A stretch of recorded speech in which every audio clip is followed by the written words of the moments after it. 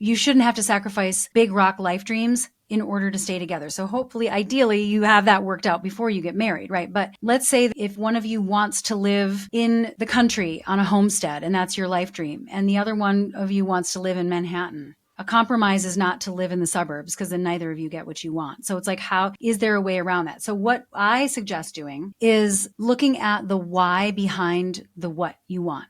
So each person gets a chance to share what they desire. I want to live on a homestead. That's my what. And my why is this. I want freedom. I want to grow my own vegetables. I want to be away from noise. I want peace and quiet. I want to be far from my neighbors.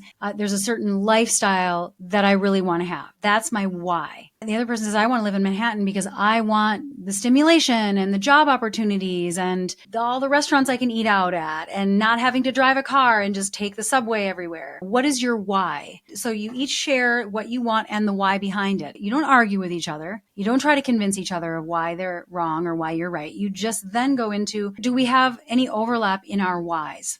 And if there's no overlap in the why, then you might be in gridlock that you can't get past. But usually there's some kind of overlap. Like maybe there's a why behind both that involve freedom. There's a certain kind of freedom that comes from just living in a city where you have everything, and there's a certain accessibility in things that feels like freedom. And for other people, it's like living on a homestead, even though it's a lot of work, that feels like freedom. Where we overlap in the why is maybe where we could build out something that we both are good with. Half the year we live here, half the year we live here. Maybe there's a way that we can support each other's life dreams as long as we take turns. The other thing you can do is you can look at where you're at on a scale of 1 to 10 of how important it is to you. If you're both at a 10, that's a problem. But if for you it's a 2 and for them it's a 7, well, then you can say you get it because it's higher for you. And then when it's higher for me, it'll be my decision. As long as you're not compromising something deeply important to you, like deeply held values, your integrity, and your life dreams, there's usually a way that you can get creative and work around it. If you look at it as we're just negotiating and we're getting creative, you want X, I want Y, how do we find a solution that works for both of us? To ask that question helps you get more creative because there's usually more than one option. Like we just to think of like